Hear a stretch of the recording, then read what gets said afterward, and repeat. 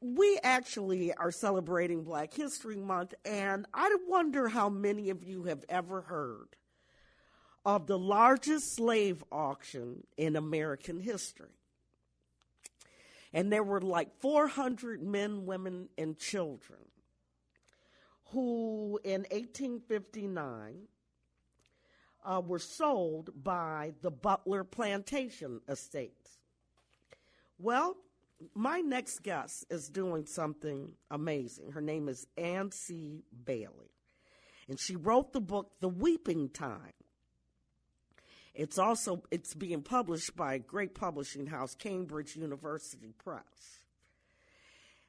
And the subtitle is Memory and the Largest Slave Auction in American History. And you know, when I think about slavery in this country, it weighs very deeply on my heart.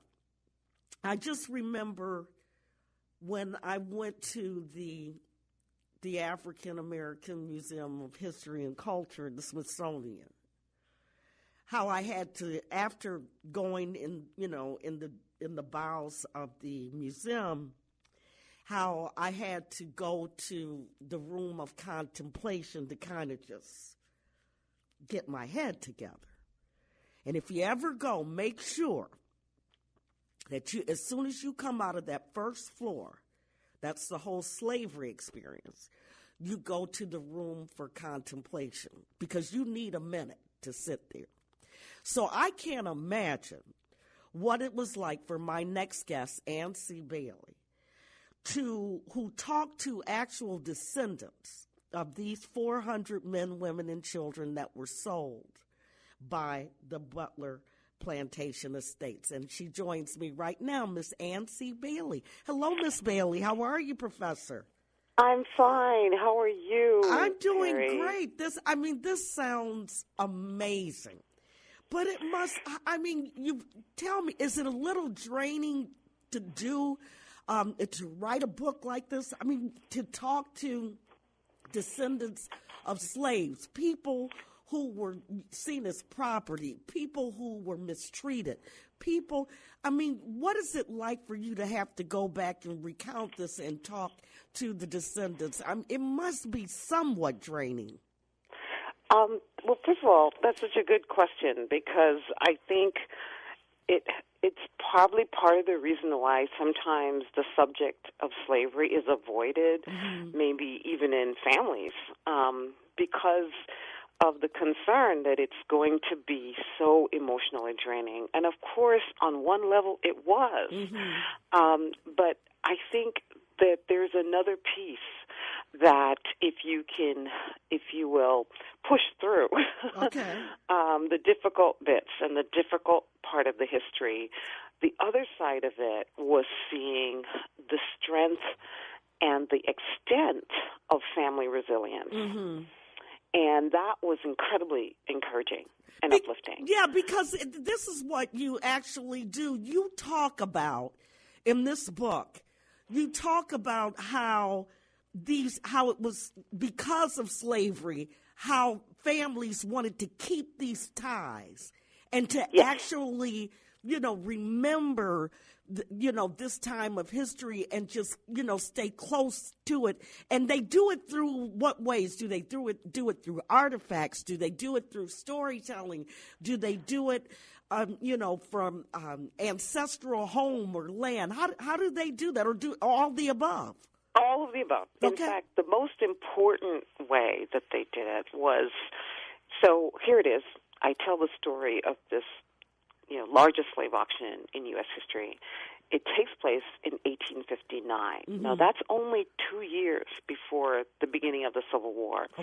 So in that sense, 4 years later, 6 years later, these people who had been sold away have at least theoretically an opportunity to find each other once they become free in 1865, because of course the war enables them to get their freedom. So what's their most important concern when they get free? Finding their family. Exactly. Finding their families. And this is a story that I think has just not been told enough, that black families were more concerned about finding one another than they were about making a living and making lots of money, than they were about land ownership, than they were about political rights, including citizenship. They wanted those things, and they did achieve that. A lot of that was achieved, to some extent during Reconstruction, but the most important thing was finding their families. And when they did find, those who were able to find one another, they stuck close. They lived on the same block or in the same house. Wow. And you see this in the census records where they're literally moving as a unit, Okay. from one decade to the next. And that's a real source of their strength. But the other side is, yes, culture was also something that kept them together. And, maintaining music and art and artifacts, that was very important as well. So this is, because, I'm just fascinated about this story because, so many of us, we yearn to find our genealogical roots. And Right. many times we hit these brick walls because Right. of the lack of record keeping and that sort of thing. Right. So you actually saw personal papers of the Butlers. You got accounts from journalists that witnessed the auction, genealogical records, and oral histories. Now, as you're looking at all of this, these papers, do you have a mental picture in your head or something? Or do you think you're on Tara or something? Do you have? I can't imagine, your imagination not being, electrified by just having this kind of information and seeing this stuff in front of you. Well, I think I do. Someone said that one of the nicest compliments I ever got was that I bring the 19th century and make it come alive. Oh, wow. It's as if I'm not living through those characters, but I'm trying to channel them to some extent, so Right. that we can see that they were real people. And in the case of the slaves, in the records they're called hands. You're a rice hand, you're a cotton hand, and we're familiar with that terminology. And when you call someone a hand, can you literally see them just as hands, right? Yes. But the fact is, they were so much more than hands, which is what I try to bring to life, is that they were an intellect. They were intellects. They had great heart. And the intellect is shown through this aspect of bringing the technology and the know-how as to how to plant rice, because that's what they knew in Africa. Right. Rice planting is very sophisticated. It's very difficult. And the planters in southern Georgia and the Low Country did not know how. And what they figured out pretty quickly was that these Africans, particularly from a certain region, what we call the rice coast of Africa, Right. in West and Central Africa, they knew how to plant rice. And they had been doing it for hundreds of years. And they had done, by trial and error, they had figured out how to successfully plant this incredible crop. And so that was the know-how that they brought to the Low Country, Georgia. That's what they brought with them that made these men, on the eve of the Civil War, some of the richest men in America. They were like the Bill Gates of their time, if you will. And that's a big deal. So I saw them in reading these records. You have to read between the lines. You have to read, just as you mentioned, all these other records. You have to look at the oral tradition. You've got to look at a multiplicity of records to be able to see the full, and several continents, to be able to see them as full human beings. They were not just field hands, which doesn't really bring the words itself, right? Doesn't seem to suggest that you're more than just kind of brute brawn, right? Doesn't that just show much more than that. the lack of humanity of these people that enslaved them and thought it was fine, that they did not see them as people. Because, see, now I'm getting angry. Talking to you. Now I'm getting a little bit angry because they didn't see them. That's why it was so easy for them to auction people off away from their families. And when we come back from the break, I want to ask you, what were the circumstances behind this huge slave auction? Okay. Why were 400 of people sold off in the auction? This is fascinating. You're just making me a little angry, Professor Bailey. All right, then it's 11:17 on the Talk of Chicago. Stay with us. All right, it's 11:21 on the Talk of Chicago, 1690 WVON. My guest is Ann C. Bailey. She is a historian and professor of history and Africana studies at SUNY Binghamton. Where's that at, Professor?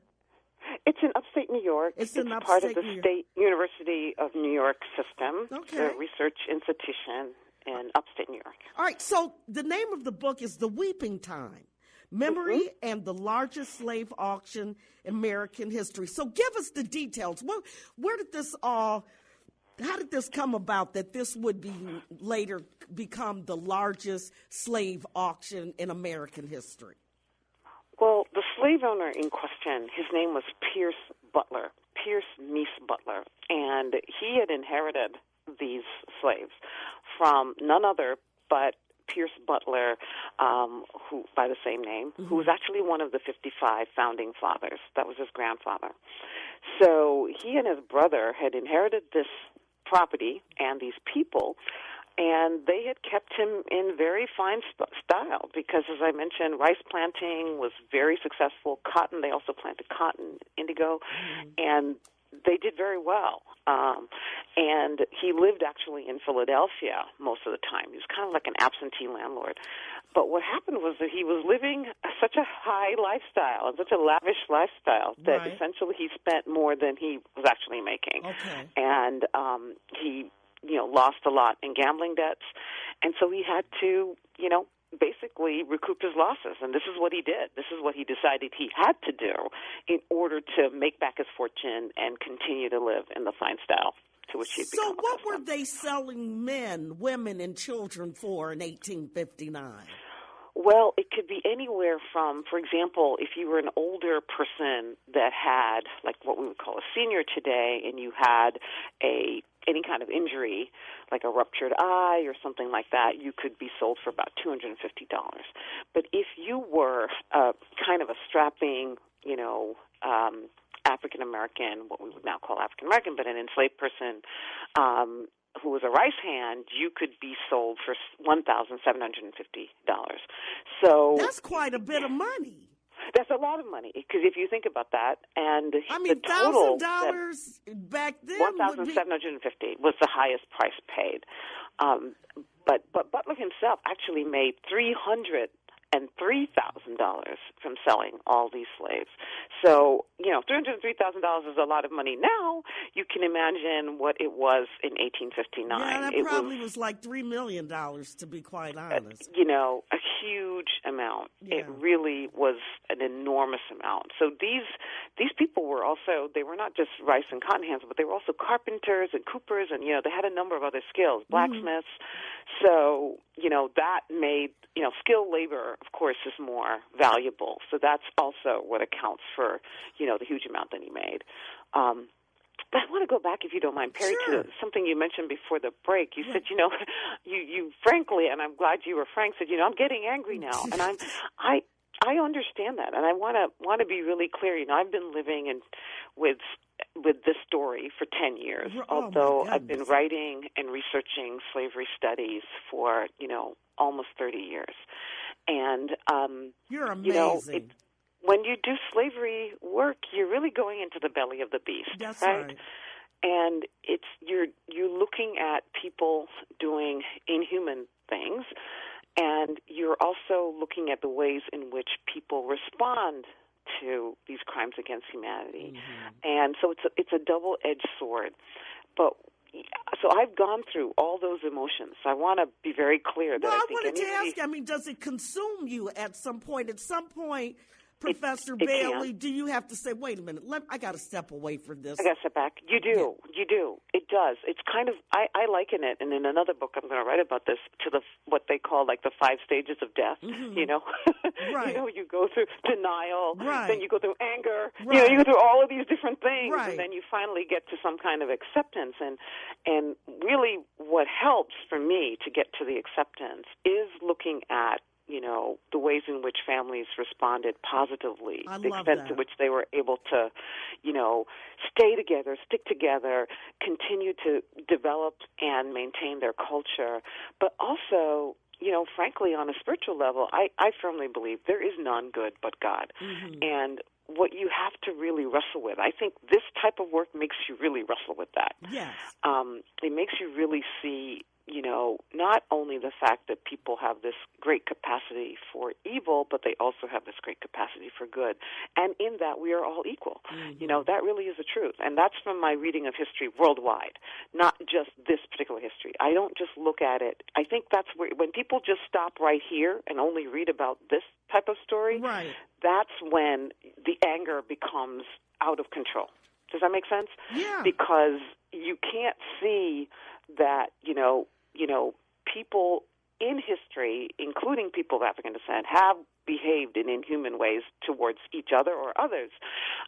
So you can't see it. You just can't see it, you know, if you're only consumed with this kind of small micro story. So I really try to put it in a larger context, but not whitewash the inhumanity of the story at the same time. That is clear, because I was looking at some of your reviews, and particularly Herbert B. Bix. He's emeritus professor of history and sociology at professor. Yeah, at your university. And he said the black body on slavery's auction block was at once commerce, exhibit, and spectacle. It was also the stuff of mourning, memorialization, and mobilization. Such is the grand and the grave subject of this absorbing book on the mother of all slave auctions in the United States, a tale told with verve and an eye for detail, a bedrock work. Michael West, Binghamton University, State University of New York. Bailey has written a powerful study of African chattel slaves sold at huge profit on the eve of the Civil War to brokers from New York to Louisiana. Her approach to the experience of the auction block, like her portrayals of the modern black family, intent today on assembling fragments of their fractured past, is both interdisciplinary and humane. This outstanding contribution to understanding American capitalism should be compulsory reading in American history courses. That's just as good as anything that could possibly be in the damn book. I mean, I know. That is like prose there. It was amazing. So, I'm so excited. I don't know what to do. I cannot wait to get my copy. I have to ask you, and I actually have some callers that wanted to talk to you. Do you mind taking a couple of phone calls? Not at all. All right. Not at all. That's why I'm here. No, I'm so glad. Happy to answer this questions. Is so Happy nice. to. I mean, really, it's just my pleasure and honor. And a pleasure to meet you. To talk pleasure to you. To meet you and to support you in the great work that you're doing. Oh, thank you so much. I don't know how great it is, but I can tell you this. I can tell our listeners this, and it's rather sad. This is kind of hurts my heart. Trayvon Martin would have been 23 years old today. Thank you for sharing that. He would have been 23 years old today. That just breaks my heart. I have written this book for all audiences, but certainly no less for the young people and young people like Trayvon who need to know that they're a part of a great tradition. You know what? And this should be required. They will be remembered. Yes. They will be remembered. Right. And this should be required reading for our millennials, but for me and everybody else too. This just sounds fascinating. I can't wait to get to our telephone calls. We're talking to Professor Ancy Bailey. She has done some remarkable work, and she's a better woman than I am to be able to immerse herself in something like this for more than a decade. It's 11:30. Stay with us. In the heart of the city, ain't no love in the heart of town. right, it's 11:37 on the Talk in Chicago, and I didn't have a chance. My name is Perri Small, of course, and my guest has been Professor Ann Bailey. Her book is called The Weeping Time, Memory and the Largest Slave Auction in American History. But I've got to say, Professor, and to all the listeners, I feel like weeping because there is something wrong with this King family. Why would you allow your father's image, Dr. Martin, to hawk cars during the Super Bowl? I am just so offended and hurt by that. I don't even know what to say. What about you, Professor Bailey?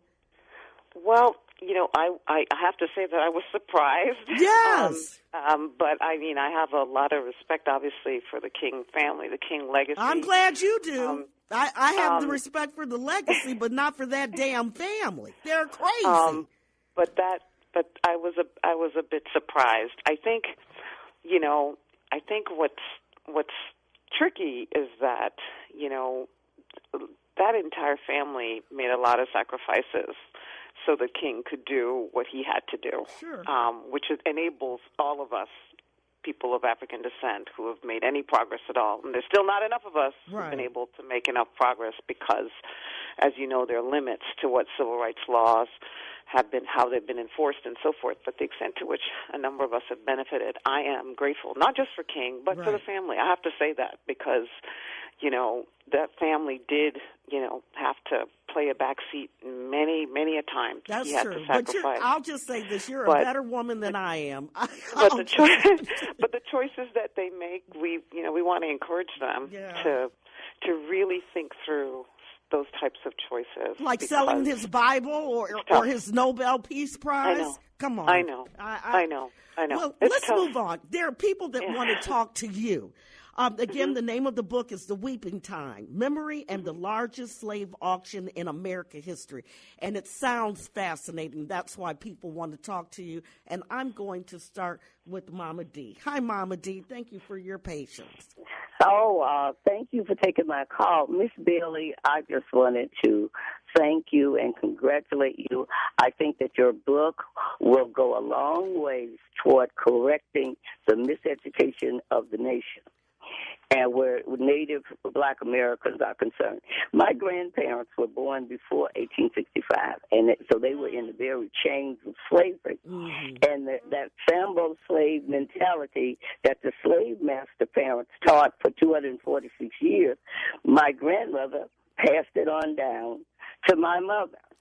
Mm-hmm. And but what you said about family was so important, and that's why I think this government has been relentless in breaking up the black family, whether it was through slavery and after slavery through DCF pass. They were snatching the daddies out of the home, then they started snatching the children out of the home, and then I started killing up the children. So they have just a constant attack on breaking up our families through the penal institutions, all of that. But Perri, calm down. Well, let me just say this. We are also complicit in the destruction of our families, Mama D. We are also complicit, and I say this all the time, as women, and I'm going to take this from my perspective. Mm-hmm. We need to be thoughtful about who we decide to sleep with and have their children. Are they going to be a part of our families? And do they want families? Amen. I mean, we are complicit in this also. I mean, listen. Amen. You can be like these bad boys and all of this sort of thing, but do you really want to raise a child alone? And I don't think most women do. Mm-hmm. I don't think that they do. I think because we are so hurt and broken that women have this need to be loved. It doesn't even matter what the quality of the man is or who he is. Mm-hmm. As long as you can once fill that void that you have. Mm-hmm. And I boast about it every day that I had the love of my father. That's why I am confident and I am not dependent on it. I know what it is to be loved. And I didn't have to seek men, all kinds of men, to find that type because I had that. And I think we've just got to make better choices as women. Nobody's going to take care of us but us. We can see that with the hashtag #MeToo movement. Mm-hmm. It's about us. Go ahead, Professor. Well, is it Mama D? Yeah, that's Mama D. Mama D, well, first of all, thank you so much for just your testimony. I hope you or someone in your family is writing down whatever bit of your history and family history that you know. That's the first thing. Secondly, you're absolutely right, because that is the conclusion that I made after all this research, is that slavery was, if anything, it was many things, but if it was anything, it was an attack on the black family. And I think the more and that's what the auction represents. Right. It shows in kind of great relief, it shows just how, how fragile the family could be if you broke it up. Right. If you break it up, it becomes a fragile institution, but it also shows how determined people were, black families were, to kind of pull those fragments back together. So I think my takeaway, I would say, is that the more we know this history is the more we would in the present, as you say, Perri, make good choices. Right. Understand that if family is such an important institution for us historically, we have to take it very seriously, who we choose to be with, how we take care of our families, what we make as a priority, because you can even have families who are quote-unquote intact, and I really don't like those terms because all families are good families. Absolutely. But you can have families where you've got two parents and so forth, and they're working all the time, and all they're doing is trying to make money, and they're ignoring those children, and they're ignoring the development of those children. They don't know what's going on at school. So it's like it's a mentality that I think we need to have, in my view, that family is important, and don't put money before family. Don't put politics before family. This is what those people did. That's why they were able to come out of slavery, the ones who were, with something that they could give to the people who came after them, to their descendants, because they put family first. Many of them put God first, but family close behind. So I just think it's something to really think about. That's what you can do in the present. I love that. Think about this history and say, okay, what are my priorities? Think about it. I think people in African-American community and all communities should think about what are my real priorities, and then I really giving and prioritizing things that will stand the test of time, that will last, that will last that for generations to come. That makes a lot of sense. I mean, you really, just put it, where were the auctions actually held? The auction was held in Savannah, Georgia. It was actually held at a racetrack because there were so many of them. They couldn't be held at the actual auction house of the auctioneer, which was Joseph Bryan, and that was in downtown Savannah. But they were too many of them to be held there, so they were held at a racetrack. You know what? Somebody was talking to me and was saying, well, Perri, why don't you think about, going to Savannah? Because I do a lot of traveling, and I don't know if you've ever been there, but I don't know if I would. All the time. You go to Savannah. I mean, I don't know if I would, if that would be a good space for me, with the plantations and that sort. These are things that I want to see. To go and visit? Yes. People have recommended.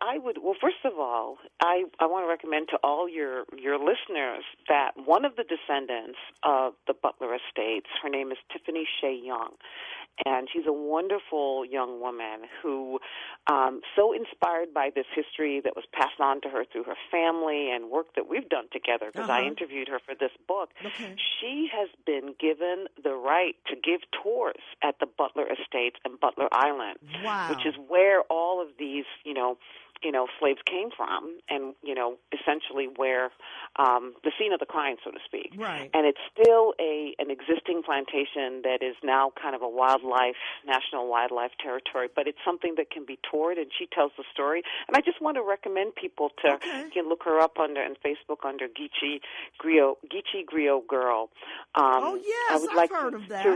Really encourage people to go down there. And she tells the story, including this one, in a wonderful beautiful, beautiful way with the both sides of it.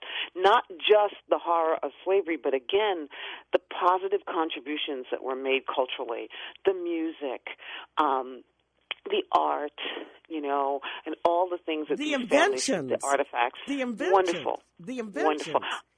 I want to mention one other thing, too, because it's something that's been more recently discovered, although the Gullah Geechee community, I think, had an idea about this for years. Okay. Do you know the song Kumbaya? Yes. Everybody does. Right. Well, that song is a Gullah Geechee song. Get out. And it has been established now by the Georgia State Capitol and the federal government through the Library of Congress that the words Kumbaya in Gullah means come by here. And the first known recording was in 1926. Wow. And it's in the Library of Congress. And so think about it. It's like this recording of the Gullah Geechee community, they weren't given that, credit for having created a worldwide song sung by billions of people around the world. Yes. And now they're finally getting their due. And it just gives you a sampling of the rich culture there. Here we are. We've been singing that song and not even knowing that it's a prayer to the Lord in the Gullah language. And it also says something about the ways in which African Americans have contributed to this country, almost hidden in plain sight. Professor Ann Bailey, you would probably be the best dinner partner on earth. Before I leave this earth, I want to have dinner with you. Absolutely. If I don't talk you to death, if you don't mind being talked to death. I don't mind. This is absolutely fascinating. The name of the book is The Weeping Time: Memory and the Largest Slave Auction in American History. How do people purchase the book? They can purchase it through Amazon. It's on Amazon, either on my name or by just putting in The Weeping Time, Memory and the Largest Slave Auction in American History, or through Cambridge University Press, which published it. Oh, so yeah, and I did want to tell you, website. I did want to tell you, I'm very impressed that Cambridge is publishing your book. Very impressive. Professor I'm very thankful. Professor Ann C. Bailey, thank you so much. I can't wait to talk to you again. It's a pleasure. It's been a pleasure. And may I just continue to encourage you in your efforts. And I also want to give a quick shout-out to the Gisable African American Museum, which I visited not long ago, doing great work, sharing the history. Keep on doing what you're doing. They sure are. Thank you. And, there's another Perri over there. Only two black Perris, Perris, on Earth. Thank you so much, Professor Bailey. I appreciate Wonderful. you. You take care now. The name of the book is The Weeping Time: Memory and the Largest Slave Auction in American History.